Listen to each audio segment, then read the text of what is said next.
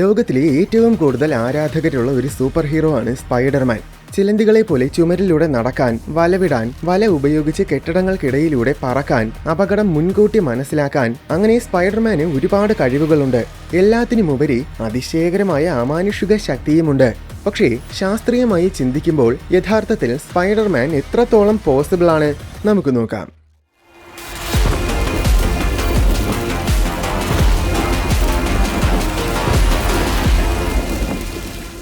ആദ്യമേ തന്നെ പറയട്ടെ, ഇത് സ്പൈഡർമാനെ കളിയാക്കാനുള്ള ഒരു വീഡിയോ ആയിട്ട് കാണരുത്. സ്പൈഡർമാൻ ഒരു സാങ്കല്പിക കഥാപാത്രമാണെന്നും സിനിമയുടെ ലോജിക്ക് നോക്കേണ്ട കാര്യമില്ലെന്നും നല്ലപോലെ തന്നെ എനിക്കറിയാം. പക്ഷേ അത് തന്നെയാണ് ഇതിനെ രസകരമാക്കുന്നത്. സ്പൈഡർമാൻ വെറും മണ്ടത്തരമാണെന്നോ അല്ലെങ്കിൽ ഫിക്ഷണൽ കഥാപാത്രങ്ങളെല്ലാം ശാസ്ത്ര നിയമങ്ങൾ പാലിക്കുന്നവരായിരിക്കണമെന്ന് സ്ഥാപിക്കാനോ അല്ല ഈ വീഡിയോ ചെയ്യുന്നത്.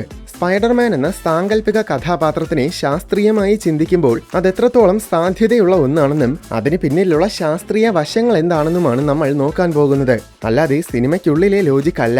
ഇതൊക്കെ പ്രത്യേകം പറയേണ്ട കാര്യമുണ്ടോ എന്ന് ചിലപ്പോൾ ശാസ്ത്രബോധമുള്ളവരൊക്കെ ചിന്തിക്കും. പക്ഷേ ഇതുപോലെ സൂപ്പർമാന്റെ ഒരു വീഡിയോ ചെയ്തപ്പോൾ നീ ആദ്യം പോയി സിനിമ കാണണ്ട എന്ന് പറഞ്ഞ കോമാളികൾ വരെ ഉണ്ടായിരുന്നു.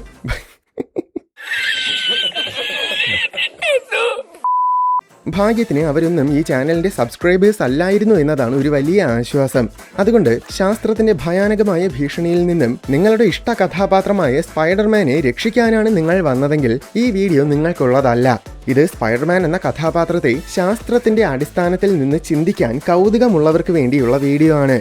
മറ്റൊരു കാര്യം, കഥകളിൽ സ്പൈഡർമാന്റെ കഴിവുകളെ ശാസ്ത്രീയം എന്ന രീതിയിൽ സാധൂകരിക്കുന്ന പല എക്സ്പ്ലനേഷൻസുമുണ്ട്. അതെല്ലാം തന്നെ പൂർണ്ണമായ സാങ്കല്പിക സിദ്ധാന്തങ്ങളാണ്. പക്ഷേ നമ്മൾ നോക്കാൻ പോകുന്നത് ശരിക്കുമുള്ള ശാസ്ത്രത്തിന്റെ അടിസ്ഥാനത്തിലുള്ള സ്പൈഡർമാനാണ്.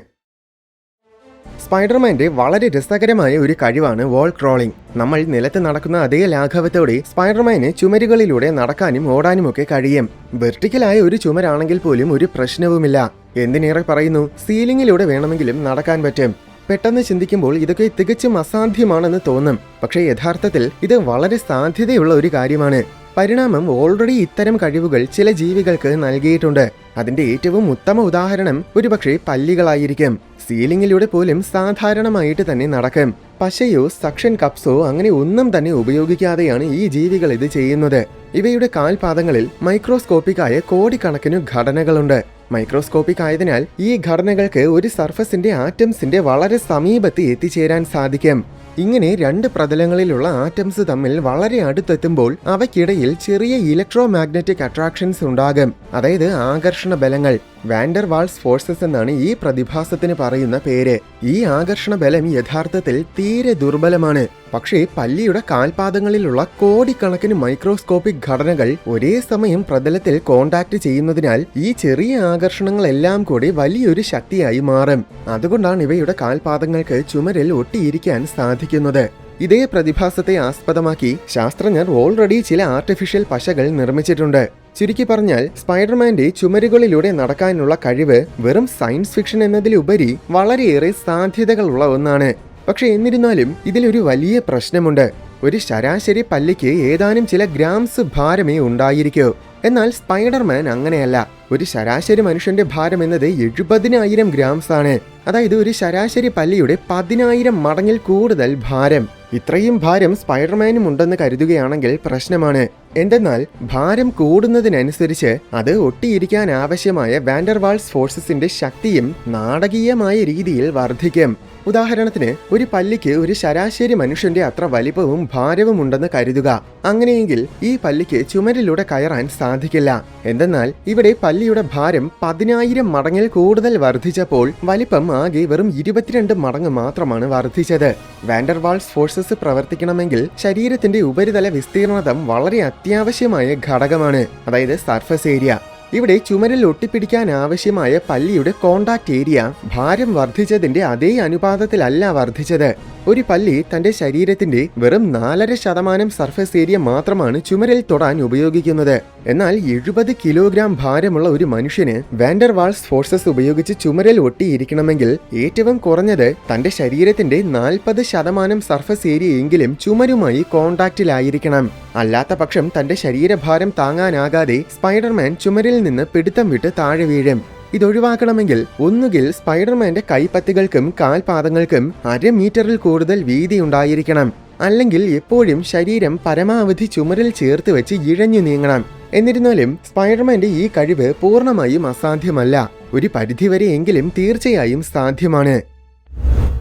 സ്പൈഡർമാന്റെ ഏറ്റവും പ്രശസ്തമായ കഴിവുകളിൽ ഒന്നാണ് സ്പൈഡർ സെൻസ്. അതായത് എന്തെങ്കിലും ഒരു ആപത്ത് സംഭവിക്കുന്നതിന് മുൻപ് തന്നെ അത് സംഭവിക്കാൻ പോവുകയാണെന്ന് തിരിച്ചറിയാനുള്ള കഴിവ്.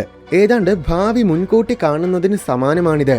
പ്രത്യക്ഷത്തിൽ ഇതും അസാധ്യമാണെന്ന് നമുക്ക് തോന്നും, പക്ഷേ യഥാർത്ഥത്തിൽ ഇതും ഒരു പരിധിവരെ സാധ്യതയുള്ള ഒരു കഴിവാണ്. പ്രകൃതിയിൽ തന്നെ ഇത് നമ്മൾ ധാരാളം കണ്ടിട്ടുണ്ട്. ഉദാഹരണത്തിന് മീൻ വർഗ്ഗങ്ങൾക്ക് ന്യൂറോമാസ്റ്റ്സ് എന്ന ഒരു കൂട്ടം അവയവ വ്യവസ്ഥയുണ്ട്. ചുറ്റുപാടുമുള്ള ജലത്തിന്റെ സമ്മർദ്ദത്തിലെ ചെറിയ വ്യത്യാസങ്ങളും ചെറിയ വൈബ്രേഷൻസും ചെറിയ ചലനങ്ങളും ഈ അവയവങ്ങൾക്ക് ഡിറ്റക്ട് ചെയ്യാനുള്ള കഴിവുണ്ട്. ഈ കഴിവ് ഉപയോഗിച്ച് ഇവയ്ക്ക് പ്രഡറ്റേഴ്സിൽ നിന്നും രക്ഷപ്പെടാനാകും. അതായത് പ്രഡക്ടർ വരുന്നതിന്റെ ചലനം കാരണം ചുറ്റുമുള്ള വെള്ളത്തിൽ വൈബ്രേഷൻസും ചലനങ്ങളുമൊക്കെ ഉണ്ടാകും. ഇതെല്ലാം ഡിറ്റക്ട് ചെയ്യുന്നതിലൂടെ പൂർണ്ണമായ അന്ധകാരം നിറഞ്ഞ ചെളി വെള്ളത്തിൽ കിടക്കുന്ന ഒരു മീനിന് പിന്നിൽ നിന്നും വരുന്ന ഒരു പ്രഡക്ടറിനെ മുൻകൂട്ടി ഡിറ്റക്ട് ചെയ്യാൻ പറ്റും. വേറെയും നിരവധി ജീവികൾക്ക് ഇതിന് സമാനമായ കഴിവുകളുണ്ട്. എല്ലാം തന്നെ സൂപ്പർ പവേഴ്സ് ആയിട്ട് നമുക്ക് തോന്നും. അത്രയേറെ അത്ഭുതാവഹമാണ്. ഇതുപോലെയുള്ള അവയവങ്ങൾ സ്പൈഡർമാനും ഉണ്ടെങ്കിൽ തീർച്ചയായും ആപത്ത് മുൻകൂട്ടി അറിയാൻ പറ്റും. ഉദാഹരണത്തിന് ചുറ്റുമുള്ള വാതക സമ്മർദ്ദത്തിലെ വ്യത്യാസങ്ങൾ ഡിറ്റക്ട് ചെയ്യാനുള്ള രോമങ്ങളുണ്ടെങ്കിൽ സമീപത്തോട്ട് വരുന്ന ഒരു വസ്തുവിനെ സ്പൈഡർമാന് മുൻകൂട്ടി അറിയാൻ പറ്റും. അതുമാത്രമല്ല, ചില സ്പൈഡേഴ്സിന്റെ റിഫ്ലക്സ് റിയാക്ഷൻ എന്നത് മനുഷ്യരുടെ 100 മടങ്ങോളം വേഗതയേറിയതാണ്. അതുകൊണ്ട് തന്നെ സ്പൈഡർമാന് തന്റെ നേർക്ക് വരുന്ന വസ്തുവിൽ നിന്നും വേഗം തന്നെ ഒഴിഞ്ഞു മാറാനും സാധിക്കും. അതായത് എന്തെങ്കിലും എടുത്തെറിയുകയാണെങ്കിൽ സ്പൈഡർമാന് അത് മുൻകൂട്ടി അറിയാനും അതിനെ നോക്കാതെ തന്നെ പിടിച്ചെടുക്കാനും കഴിയും. പക്ഷെ ഓർക്കുക, ചിലന്തികൾ വളരെ ചെറുതാണ്. അതുകൊണ്ടാണ് അവയുടെ റിഫ്ലക്സ് റിയാക്ഷൻ വളരെ വേഗതയേറിയതായിരിക്കുന്നത്. കാരണം വലിപ്പം കുറയുമ്പോൾ ആ സിഗ്നൽസ് സഞ്ചരിക്കേണ്ട ദൂരവും കുറയും. അതിനാൽ അത്രയും വേഗതയുള്ള റിഫ്ലക്സ് റിയാക്ഷൻ സ്പൈഡർമാൻ ഉണ്ടായിരിക്കാൻ കഴിയുമോ എന്നത് ഒരു വലിയ ചോദ്യമാണ്. സൈദ്ധാന്തികമായി ചിന്തിക്കുമ്പോൾ അങ്ങനെ കഴിയുമെന്ന് തന്നെ തൽക്കാലം നമുക്ക് കരുതാം. എന്നിരുന്നാലും ഈ കഴിവിന് ഒരു വലിയ പരിധിയുണ്ടായിരിക്കും. കോമിക്സിൽ മറഞ്ഞിരിക്കുന്ന ലാൻഡ് മൈൻസ് ഡിറ്റക്ട് ചെയ്യാനും സ്നൈപ്പറിലൂടെ ഉന്നം പിടിക്കുന്നവരെ പോലും കാണാനും പ്രകാശവേഗത്തിൽ വരുന്ന ഊർജ്ജ പ്രവാഹത്തിൽ നിന്ന് ഒഴിഞ്ഞു മാറാൻ വരെ സ്പൈഡർമാന്റെ സ്പൈഡർ സെൻസ് സഹായിക്കുന്നതായി കാണിച്ചിട്ടുണ്ട്. ശാസ്ത്രീയമായി ചിന്തിക്കുമ്പോൾ ഈ പറഞ്ഞതൊന്നും സാധ്യമല്ല. സ്പൈഡർമാന്റെ ഏറ്റവും ഐക്കോണിക്കായ സൂപ്പർ പവർ സ്വാഭാവികമായും വല വിടാനുള്ള കഴിവാണ്. പക്ഷേ ഇത് ശരിക്കും പ്രാവർത്തികമാണോ? സ്പൈഡർമാന്റെ വലയ്ക്ക് അസാധ്യമായ ശക്തിയുള്ളതായിട്ടാണ് സിനിമകളിൽ കാണിച്ചിരിക്കുന്നത്. അത്യധികം ഭാരമുള്ള വസ്തുക്കളെ ചുമന്നാലും എത്ര വലിയ സമ്മർദ്ദം അനുഭവപ്പെട്ടാലും ഈ വല പൊട്ടുകയില്ല. ഇത് സാധ്യമല്ലെന്നായിരിക്കും പെട്ടെന്ന് നമ്മൾ ചിന്തിക്കുന്നത്. പക്ഷേ യഥാർത്ഥത്തിൽ ഇതത്ര വലിയ അത്ഭുതമൊന്നുമല്ല. എന്തെന്നാൽ പ്രകൃതിയിലെ ഏറ്റവും ശക്തമായ വസ്തുക്കളിൽ ഒന്നാണ് ചിലന്തി വല. ഇത് യഥാർത്ഥത്തിൽ സ്റ്റീലിനേക്കാൾ ശക്തമാണ്.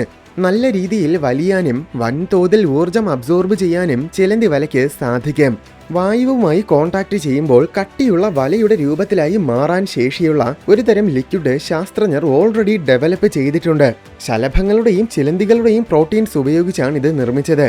അങ്ങനെ നോക്കുമ്പോൾ സ്പൈഡർമാന്റെ വല വളരെ സാധ്യതയുള്ള ഒന്നാണെന്ന് തോന്നും. പക്ഷേ വല ശക്തമായതുകൊണ്ട് മാത്രം ഒരു കാര്യവുമില്ല. സ്പൈഡർമാന് ഈ വല ഉപയോഗിക്കണമെങ്കിൽ വല വസ്തുക്കളിൽ ശക്തമായി ഒട്ടിയിരിക്കുകയും കൂടെ വേണം. നിർഭാഗ്യവശാൽ അത് അസാധ്യമാണ്.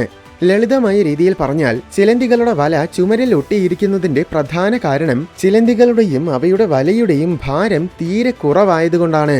അതുമാത്രമല്ല, സമയമെടുത്ത് സൂക്ഷ്മമായിട്ടാണ് ചിലന്തികൾ ചുമരിൽ വല നെയ്യുന്നത്. ഇതുകൊണ്ടൊക്കെയാണ് ചിലന്തികളുടെ വല ചുമരിൽ ഒട്ടിയിരിക്കുന്നത്. എന്നാൽ സ്പൈഡർമാന്റെ കാര്യം അങ്ങനെയല്ല. ദൂരെ നിന്ന് സെക്കൻഡുകൾ കൊണ്ട് ഷൂട്ട് ചെയ്യുന്ന വല ഭിത്തിയിൽ തട്ടുമ്പോൾ തന്നെ ഒരു മനുഷ്യന്റെ ഭാരം താങ്ങുന്ന അളവിൽ ഒട്ടിയിരിക്കുക എന്നത് നമ്മുടെ നിലവിലത്തെ ടെക്നോളജിക്ക് പൂർണ്ണമായും അസാധ്യമാണ്. മാത്രമല്ല, കെട്ടിടങ്ങളിൽ നിന്ന് സ്വിംഗ് ചെയ്ത് മുന്നോട്ട് പായുമ്പോൾ ഉണ്ടാകുന്ന ഷിയർ ഫോഴ്സ് കാരണം ഈ വല ഭിത്തിയിൽ നിന്ന് നിസ്സാരമായി പിഴുതു പോരുകയും ചെയ്യും. ചുരുക്കി പറഞ്ഞാൽ വലയുടെ ഫിസിക്കലായിട്ടുള്ള കരുത്ത് സാധ്യമാണെങ്കിലും ആവശ്യാനുസരണം വസ്തുക്കളിൽ ഒട്ടിപ്പിടിക്കാനുള്ള പശയുടെ ശാസ്ത്രമാണ് സ്പൈഡർമാന്റെ വലയെ വെറും ഒരു സയൻസ് ഫിക്ഷൻ മാത്രമാക്കി മാറ്റുന്നത്. മറ്റൊരു രീതിയിൽ പറഞ്ഞാൽ, ഇങ്ങനെ വല വിടാനുള്ള കഴിവുണ്ടെങ്കിലും അതുപയോഗിച്ച് കെട്ടിടങ്ങൾക്കിടയിലൂടെ പറക്കാനും ഭാരമുള്ള വസ്തുക്കളെ വലിച്ചെടുക്കാനും അങ്ങനെ ഒന്നും തന്നെ സാധിക്കില്ല. മറ്റൊരു പ്രധാനപ്പെട്ട കാര്യമെന്നത് ഒരുപക്ഷെ സ്പൈഡർമാന്റെ വലയ്ക്ക് എവിടെ വേണമെങ്കിലും ഒട്ടിയിരിക്കാനുള്ള അസാധ്യമായ ശക്തിയുണ്ടെന്ന് തന്നെ കരുതാം. എന്നിരുന്നാലും ഒരു വലിയ പ്രശ്നമുണ്ട്. ഈ വല ഒരു ചുമരിലാണ് ഷൂട്ട് ചെയ്യുന്നതെങ്കിൽ അത് യഥാർത്ഥത്തിൽ ചെന്നൊട്ടിയിരിക്കുന്നത് ചുമരിൽ പൂശിയിരിക്കുന്ന പെയിന്റിലാണ്. അപ്പോൾ ആ പെയിന്റ് നിസ്സാരമായിട്ട് ഇളകി വരികയായിരിക്കും ചെയ്യുന്നത്. കോൺക്രീറ്റിലാണെങ്കിൽ പോലും ആ കോൺക്രീറ്റ് നിസ്സാരമായിട്ട് പൊടിഞ്ഞിളകി വരും. അപ്പോൾ സ്പൈഡർമാൻ മൂക്കും കുത്തി താഴെ വീഴും. അങ്ങനെ ഏത് രീതിയിൽ നോക്കിയാലും സ്പൈഡർമാന്റെ വലവിടാനുള്ള കഴിവ് യാഥാർത്ഥ്യമാണെങ്കിൽ പോലും അത് പൂർണ്ണമായും വേസ്റ്റ് ആണ്. ഒരിക്കലും അത് പ്രായോഗികമായ രീതിയിൽ ഉപയോഗിക്കാൻ പറ്റില്ല. ഇതുവരെ പറഞ്ഞതിനേക്കാൾ വലിയൊരു പ്രശ്നമാണ് സ്പൈഡർമാന്റെ ബയോളജി. ആദ്യം നമുക്ക് ഊർജത്തിന്റെ കാര്യം തന്നെ നോക്കാം. സ്പൈഡർമാൻ കെട്ടിടങ്ങൾക്ക് മുകളിലൂടെ ചാടുന്നു, വണ്ടികൾ പിടിച്ചു നിർത്തുന്നു, മണിക്കൂറുകളോളം ഫൈറ്റ് ചെയ്യുന്നു, കിലോമീറ്റേഴ്സോളം സഞ്ചരിക്കുന്നു. പക്ഷേ ഒരു സാധാരണ മനുഷ്യൻ കുറച്ചുനേരം കഠിനമായി വ്യായാമം ചെയ്യുമ്പോൾ തന്നെ ശരീരം നന്നായി ചൂടാകും. അപ്പോൾ സ്പൈഡർമാൻ ഉപയോഗിക്കുന്ന അത്രയും ഭീമമായ ഊർജം കാരണമുണ്ടാകുന്ന ചൂട് എത്രമാത്രമായിരിക്കുമെന്ന് ചിന്തിച്ചു നോക്കൂ. ഈ ചൂട് പുറന്തള്ളാൻ കഴിഞ്ഞില്ലെങ്കിൽ സ്പൈഡർമാന്റെ ശരീരം അക്ഷരാർത്ഥത്തിൽ വെന്തുപോകും. അതായത് സ്പൈഡർമാന്റെ ശരീരത്തിന്റെ താപനില നിയന്ത്രിക്കാൻ വളരെ അഡ്വാൻസ്ഡ് ആയ ഒരു ഹൈടെക് കൂളിംഗ് സിസ്റ്റം തന്നെ വേണ്ടിവരും. ഇനി അടുത്ത പ്രശ്നം എന്താണെന്ന് വെച്ചാൽ, ഇത്രയും എനർജി എവിടെ നിന്നാണ് ശരീരത്തിന് കിട്ടുന്നത്? തീർച്ചയായും ഭക്ഷണത്തിൽ നിന്നായിരിക്കണം. ഒരു വലിയ ഫൈറ്റും കഴിഞ്ഞു വന്നിട്ട് ഒരു സാൻഡ്വിച്ചും കഴിച്ച് കിടന്നുറങ്ങാൻ സ്പൈഡർമാന് കഴിയില്ല. ചില സമയങ്ങളിൽ മണിക്കൂറുകളോളം മാരകമായിട്ടാണ് സ്പൈഡർമാൻ ഫൈറ്റ് ചെയ്യുന്നത്. അത്തരം സാഹചര്യങ്ങളിൽ സ്പൈഡർമാന് പല ദശലക്ഷം കാലറീസ് വേണ്ടിവരും. അങ്ങനെയെങ്കിൽ സ്പൈഡർമാന്റെ മെറ്റബോളിസം 100% പോലും സ്പൈഡർമാൻ ഒരു ദിവസത്തിന്റെ ഭൂരിഭാഗം സമയവും ആഹാരം കഴിക്കാൻ വേണ്ടി മാത്രം മാറ്റിവെക്കണം. പിന്നെ ഡൗൺലോഡിങ്ങിന് വേണ്ടി പ്രത്യേകം സമയവും വേണം. ഇനി ഒറിജിനൽ സ്പൈഡർമാന്റെ കാര്യം എടുക്കാം. അതായത് ടോബി മെഗുയറിന്റെ സ്പൈഡർമാൻ. അയാൾ സ്വന്തം ശരീരത്തിൽ നിന്നുമാണ് വല ഉണ്ടാക്കുന്നത്. പക്ഷേ ഈ വല ഉണ്ടാക്കാനുള്ള മെറ്റീരിയൽസ് ശരീരത്തിൽ എവിടെ നിന്നാണ് വരുന്നത്? എന്തെങ്കിലും മ്യൂട്ടേഷൻസ് കാരണം ഒരുപക്ഷെ വലയുണ്ടാക്കാനുള്ള അവയവം പരിണമിച്ചു എന്ന് നമുക്ക് കരുതാം. പക്ഷേ എങ്കിലും ഒരു ഫൈറ്റിൽ സ്പൈഡർമാൻ പല കിലോ കണക്കിന് ഭാരത്തിന്റെ അളവിലുള്ള വലയാണ് പുറത്തുവിടുന്നത്. ഇത്രയും വല നിർമ്മിക്കാനുള്ള മെറ്റീരിയൽസ് ശരീരത്തിൽ എവിടെയാണ് സൂക്ഷിക്കുന്നത്? കൈത്തണ്ടയിൽ എന്തായാലും ഇത്രയും വലിയൊരു സ്റ്റോറേജ് വയ്ക്കാൻ സ്ഥലമില്ല. ശരീരത്തിൽ എവിടെയാണെങ്കിലും മറ്റേതെങ്കിലും അവയവത്തിനെ ഇല്ലാതാക്കാതെ ഇത്രയും വൻതോതിലുള്ള മെറ്റീരിയൽസ് സൂക്ഷിക്കാൻ പറ്റില്ല. അതുപോലെ ഈ വല ഉൽപ്പാദിപ്പിക്കാനുള്ള അസംസ്കൃത വസ്തുക്കളും സ്പൈഡർമാൻ ഭക്ഷണത്തിലൂടെ തന്നെ കണ്ടെത്തേണ്ടതുണ്ട്. അപ്പോൾ നേരത്തെ പറഞ്ഞതിനേക്കാൾ കൂടുതൽ ഭക്ഷണം കഴിക്കണം. ഇനി സ്പൈഡർമാന്റെ വല കാരണം മറ്റൊരു പ്രശ്നവും കൂടെയുണ്ട്. സ്പൈഡർമാൻ പലപ്പോഴും ഒരുപാട് ഉയരത്തിൽ നിന്നും താഴേക്ക് ചാടിയ ശേഷം അതിവേഗത്തിൽ പായുന്നതിനിടയിൽ വല വിടുന്നത് കാണാം. പക്ഷേ ശരിക്കും ഇങ്ങനെ ചെയ്താൽ പായുന്ന വേഗത്തിൽ പെട്ടെന്ന് വല വിടുമ്പോഴുണ്ടാകുന്ന തീവ്രമായ ജി ഫോഴ്സ് കാരണം സ്പൈഡർമാന്റെ ശരീരം തകർന്നു പോകും. ആ ഭീമമായ പ്രഷർ താങ്ങാൻ ജോയിന്റുകൾക്ക് കഴിയില്ല. അങ്ങനെ ഒരുപക്ഷെ കഴുത്തൊടിഞ്ഞ് മരിച്ചു പോകാൻ വരെ സാധ്യതയുണ്ട്. വലയ്ക്ക് എലാസ്റ്റിക് പ്രോപ്പർട്ടി ഉണ്ടെന്ന് പറഞ്ഞാൽ പോലും ഇതിൽ നിന്നും രക്ഷപ്പെടാൻ സാധിക്കില്ല. ചുരുക്കി പറഞ്ഞാൽ ഇതൊക്കെ ശരിക്കും നടക്കണമെങ്കിൽ സ്പൈഡർമാൻ നമ്മളെപ്പോലെയുള്ള ഒരു സാധാരണ മനുഷ്യനെ ആയിരിക്കില്ല. അയാളുടെ എല്ലുകൾ, പേശികൾ, ഹൃദയം, രക്തയോട്ടം എന്നിവയൊക്കെ പൂർണ്ണമായും വ്യത്യസ്തമായിരിക്കണം. വ്യത്യസ്തമെന്ന് വെച്ചാൽ എല്ലാം പൂർണ്ണമായും പരിണമിച്ച് വളരെ അഡ്വാൻസ്ഡ് ആയി മാറേണ്ടതുണ്ട്. അങ്ങനെ മാറിയാൽ പിന്നെ സ്പൈഡർമാന് ചിലപ്പോൾ മനുഷ്യരൂപം പോലും ഉണ്ടായിരിക്കില്ല. എല്ലാത്തിനുമുപരി നമ്മൾ വളരെ പ്രധാനമായി ചിന്തിക്കേണ്ട ഒരു കാര്യമുണ്ട്. റേഡിയോ ആക്റ്റീവ് ചിലന്തി കടിച്ചതുകൊണ്ടാണ് സ്പൈഡർമാൻ ഉണ്ടായത്. എന്നാൽ ശരിക്കും അങ്ങനെ ഒരു ചിലന്തി കടിക്കുകയാണെങ്കിൽ നമുക്ക് സൂപ്പർ പവേഴ്സിന് പകരം ഗുരുതരമായ റേഡിയേഷൻ വിഷബാധയും റേഡിയേഷൻ ബേൺസുമായിരിക്കും കിട്ടുന്നത്. ആ റേഡിയേഷൻ കോശങ്ങളെ നശിപ്പിക്കുകയും ക്യാൻസർ സാധ്യത വർദ്ധിപ്പിക്കുകയും ചെയ്യും. അതിനു പുറമെ ആ ചിലന്തിക്ക് വിഷമുണ്ടെങ്കിൽ ആ വിഷബാധയും കൂടെ കിട്ടും. അതുകൊണ്ട് ഒരു റേഡിയോ ആക്റ്റീവ് ചിലന്തി കടിച്ചാൽ സ്പൈഡർമാൻ ആകാൻ കഴിയില്ലെന്ന് മാത്രമല്ല, നമ്മൾ നേരെ ആശുപത്രിയിൽ അത്യാഹിത വിഭാഗത്തിൽ എത്തിപ്പെടുകയും ചെയ്യും. ശാസ്ത്രീയമായി നോക്കിയാൽ സ്പൈഡർമാൻ പൂർണ്ണമായും അസാധ്യമല്ല. സ്പൈഡർമാന്റെ ചില കഴിവുകൾ ഓൾറെഡി നമ്മുടെ പ്രകൃതിയിലുള്ളവ തന്നെയാണ്. എന്നിരുന്നാലും ഒരു സാധാരണ മനുഷ്യൻ പൂർണ്ണമായും സ്പൈഡർമാനായി മാറുക എന്നത് ശാസ്ത്രീയമായി അസാധ്യമാണ്. ഒരുപക്ഷെ ജീൻ എഡിറ്റിംഗിലൂടെയും നാനോ ടെക്നോളജിയിലൂടെയും സൂപ്പർ ഹ്യൂമൻ കരുത്തുള്ള മനുഷ്യരെ ഭാവിയിൽ സൃഷ്ടിക്കാൻ കഴിഞ്ഞേക്കാം. പക്ഷേ നിർഭാഗ്യവശാൽ വാനമ്പാടിയെ പോലെ ന്യൂയോർക്ക് നഗരത്തിലെ കെട്ടിടങ്ങൾക്കിടയിലൂടെ വല വിട്ട് പറന്ന് നടക്കുന്ന പീറ്റർ പാർക്കർ നമ്മൾ കോമിക്സിലും സിനിമകളിലും മാത്രം ആസ്വദിക്കേണ്ട ഒരു ഫാന്റസി മാത്രമാണ്. അതായത് ഒരിക്കലും നടക്കാത്ത മനോഹരമായ സ്വപ്നം.